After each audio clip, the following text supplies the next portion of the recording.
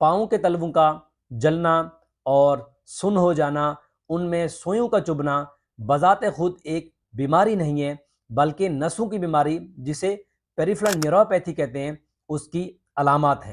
आप गोली खाकर अपने पाँव को ठंडे पानी में रखकर अपने तलवों पर बर्फ लगाकर इस अलामात से किसी हद तक कमी महसूस कर सकते हैं, लेकिन जिस वजह से आप ये सब झेल रहे हैं, अगर उस बीमारी को आप नज़रअंदाज करेंगे तो ये आपके लिए नुकसानदेह भी हो सकता है। आज हम पाँव के तलवों के जलने यानी बर्निंग फीट पर तफसील से बात करेंगे।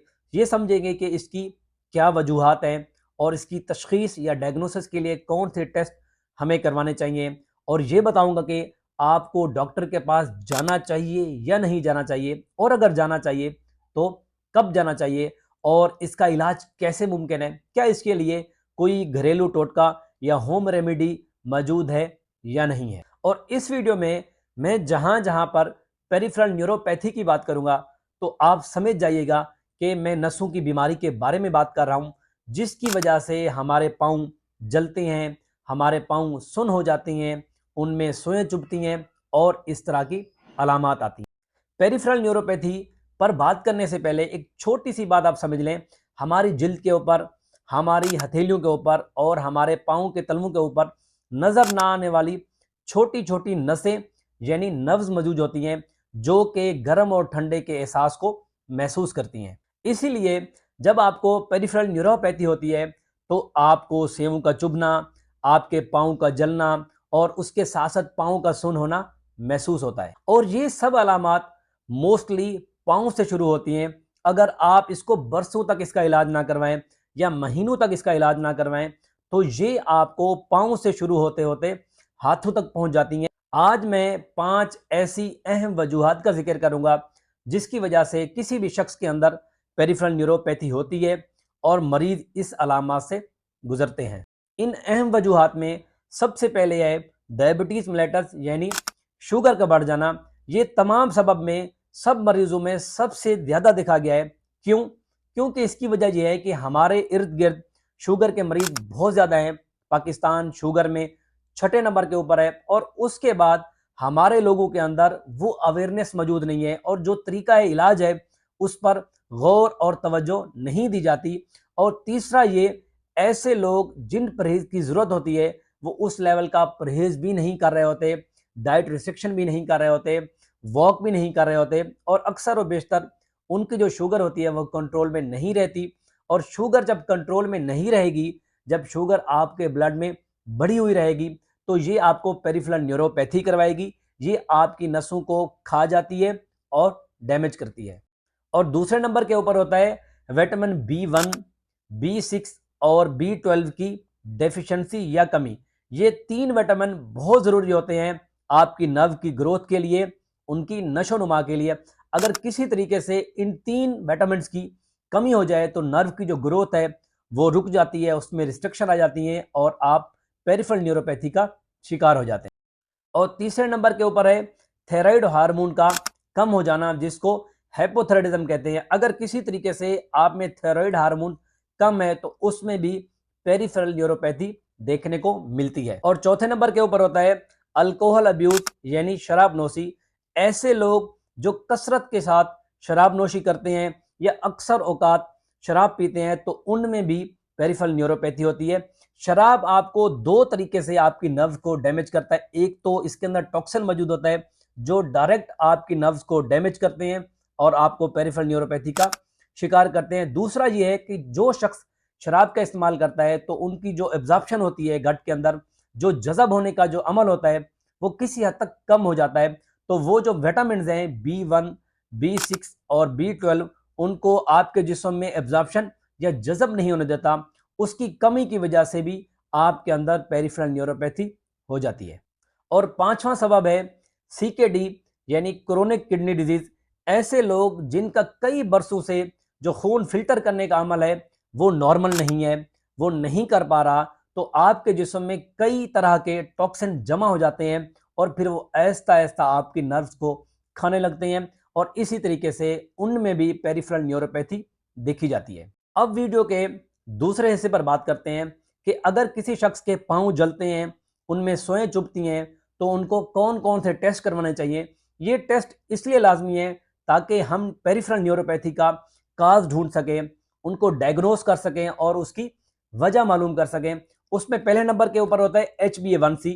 HbA1c बेसिकली शुगर चेक करने के लिए होती है। ये आपके जिस्म में ये बताती है कि आपको शुगर है या नहीं है। दूसरा ये कि अगर आपको शुगर है तो शुगर किस लेवल तक आपके जिस्म में कंट्रोल है, तो ये उसके बारे में बताती है। और दूसरे नंबर के ऊपर होता है विटामिन B1, B6 और B12 को खून में देखना। मैं आपको यहां पर एक बात क्लियर कर दूं कि हमारे खून के टेस्ट के जरिए हम सिर्फ और सिर्फ B12 को देख सकते हैं, B1 और B6 को नहीं देख सकते। इसीलिए हम इस टेस्ट के अंदर सिर्फ और सिर्फ B12 देखते हैं कि कहीं उसकी कमी नहीं है, क्योंकि उसकी कमी अगर हो जाए तो आपकी जो पेरिफेरल न्यूरोपैथी है वो बढ़ जाती है। ये नर्व्स की जो ग्रोथ और नोशोनुमा का अमल है वो रुक जाता है। और तीसरे नंबर के ऊपर हम TSH देखते हैं, जो कि आपकी थायराइड की कमी अगर होगी तो उसको डायग्नोस करेगा।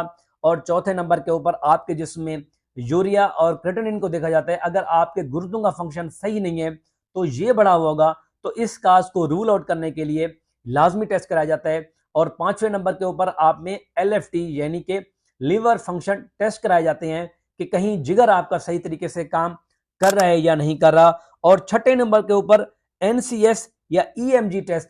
ये टेस्ट ऐसे हैं जिनके जरिए हम डायरेक्ट आपकी नसों को देखते हैं और उनमें न्यूरोपैथी का जो सबब है वो मालूम करते हैं। बाज़ औक़ात जब न्यूरोपैथी के पेशेंट हमारे पास पहुंचते हैं तो बहुत देर हो चुकी है, यानी कि मोस्टली मरीज जो होते हैं डॉक्टरों के पास वो बहुत देर से आते हैं।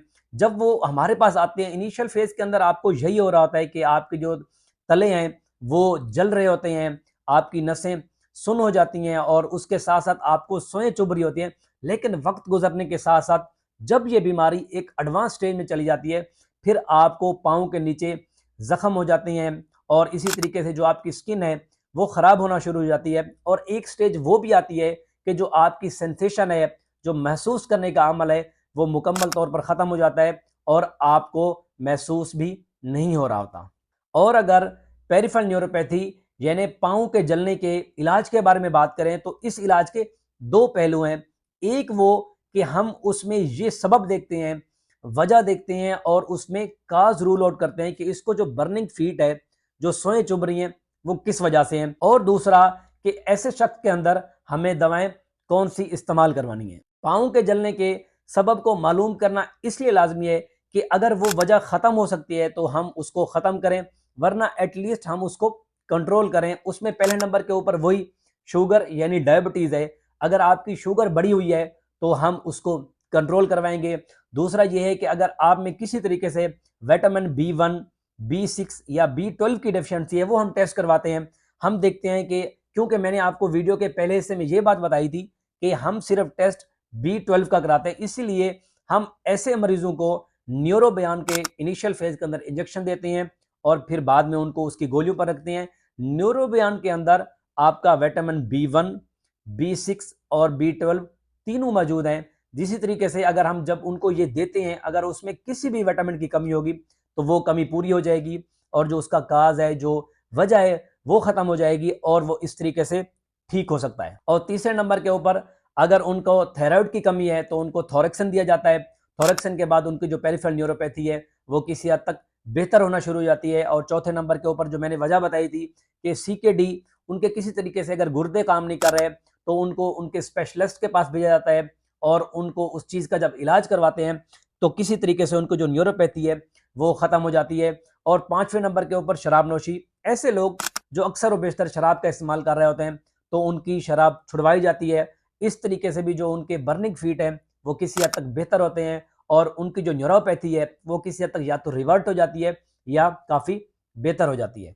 और इलाज का दूसरा हिस्सा दवाइयों पर मुनहसर है, जो कि आपका डॉक्टर आपको प्रॉपर डोज के साथ देगा। दवाइयों के ऊपर मैं आपको एक चीज़ बता दूं, ये आपको स्क्रीन के ऊपर नज़र आ रही होंगी। अक्सर व बेशतर ये दवाएं आपको गरूदगी करवाती हैं और बहुत दफ़ा ये भी देखा गया है ये आपके अंदर डिजीनेस यानी आपको चक्कर आते हैं।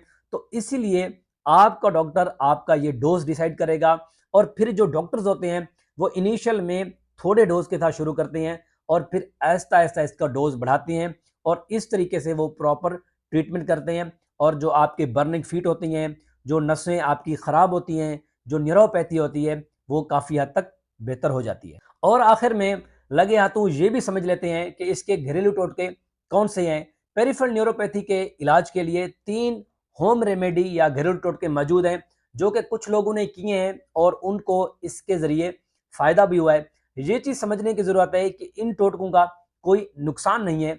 अगर आपको इनसे कोई फ़ायदा हो रहा है, तो आप इसको कंटिन्यू रख सकते हैं, लेकिन अगर आपको इसका कोई फ़ायदा नहीं हो रहा, तो आप ये कंटिन्यू ना रखें और कम से कम अपने डॉक्टर से राब्ता करें। उसमें पहले नंबर के ऊपर होता है आइस बाथ, कि आप अपने पाँव को ठंडे पानी के अंदर रखें और ये अमल आप दिन में 2 बार कर सकते हैं, यानी सुबह और शाम, और ये अमल 15 मिनट तक करेंगे।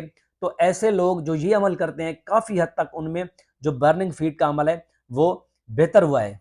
और दूसरा घरेलू टोटका ये है कि आप हल्के गर्म पानी के अंदर एप्सम सॉल्ट डालें और ये तकरीबन आधा कप हो। यहाँ पर ये बात समझने की ज़रूरत है कि जो एप्सम सॉल्ट आप डालेंगे वो आधे कप से ऊपर ना हो, और रोज़ाना आप दिन में 1 बार करें और अपने पाँव को उनके अंदर तकरीबन 15 से 20 मिनट भिगो कर रखें। तो इसमें भी ऐसे लोग देखे गए हैं जिनको किसी हद तक इससे फ़ायदा हुआ है। और तीसरे नंबर के ऊपर यह है कि टर्मेरिक का पेस्ट और नारियल का तेल आप इसको मिक्स करें, इसका पेस्ट बनाएं और आप अपने तलों के ऊपर या हाथों के ऊपर मल के रखें। ये अमल भी आप तकरीबन 20 से 25 मिनट करेंगे। तो ऐसे लोग मौजूद हैं जिन्होंने ये होम रेमेडी या घरेलू टोटके अपनाए हैं और उनको इनसे बहुत फ़ायदा हुआ है। अगर आपको बर्निंग फीट या पाँव के जलने के बारे में कोई भी सवाल हो, तो नीचे कमेंट्स में पूछिएगा और ये लाज़मी बताइएगा कि जो घरेलू टोटका आपने इस्तेमाल किया, उसने आपको कितना फ़ायदा पहुँचाया, ताकि जो लोग इस अज़ाब में जल रहे हैं, वो किसी हद तक इससे रिलीफ़ हासिल करें और उनको बेहतरी महसूस हो। मिलते हैं अगली वीडियो में एक नए टॉपिक के साथ। मुझे इजाज़त दें। अल्लाह हाफ़िज़।